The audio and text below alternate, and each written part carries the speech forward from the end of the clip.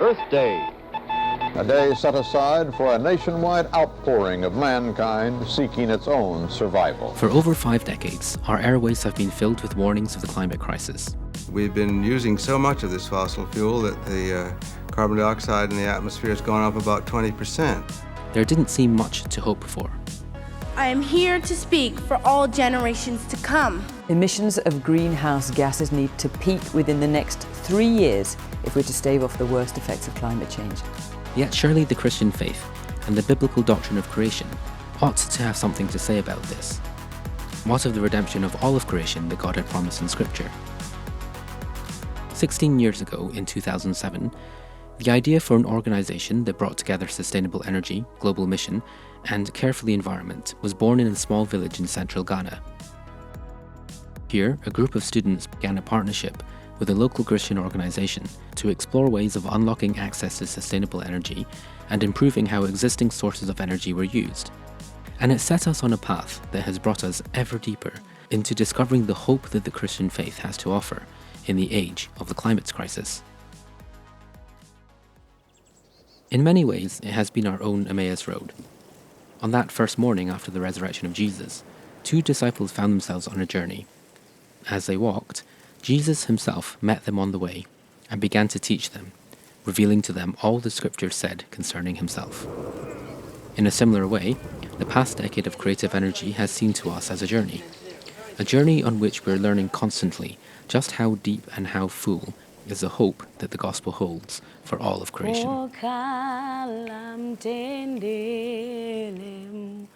The work of Creative Energy revolves around unlocking access to sustainable energy for abundant life. And in the coming year, we'll be progressing our various projects in oxygen, biogas, solar batteries, and clean cooking. We will continue work on our resilient oxygen concentrator that is designed to offer access to medical oxygen in low resource settings.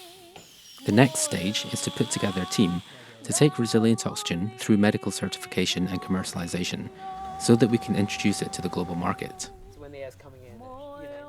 We've also taken our B batteries to Malawi in order to offer large capacity, rechargeable batteries for powering anything from phones and torches to radios, lights, sewing machines, and even projectors. Out of this project, we learned of the potential for rugged rechargeable torches that could help students study in the evenings, and over the next year we'll be looking to expand this aspect of our Light for Life project, unlocking access to light for education and livelihood. Creative Energy also developed a simple homemade heat retention bag, a kind of slow cooker that slots seamlessly into our work around clean cooking, alongside biogas-powered stoves and improved cook stoves. In the year ahead, we'll be setting up local production of heat retention bags in partnership with Rose and J-Life Ministries in Malawi, and also with long-term partners ECHO in Tanzania. We're also excited to continue our Train the Trainers biogas course in the coming year, through the training and installation of 100 biogas digesters in Southern Africa. We're also excited by the continued growth of our spin-off company, CREATIVenergie, whose remote monitoring systems, catalyzed by Creative Energy, are now being used in thousands of sites around the world. The past 10 years have been quite the journey.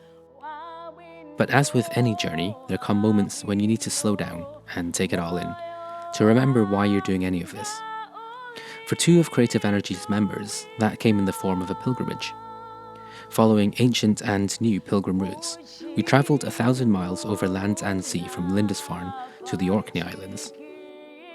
In the same spirit as Emmaus, we were led step by step through what the Scriptures and Jesus had to say about the great blessing of creation and how we are to live in relationship with it. And this is a journey we want to share.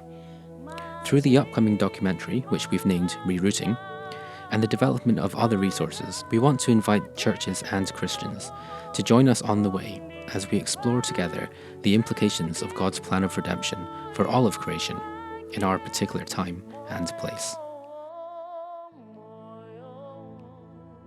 At the end of that Emmaus road, the disciples found themselves gathered around a meal.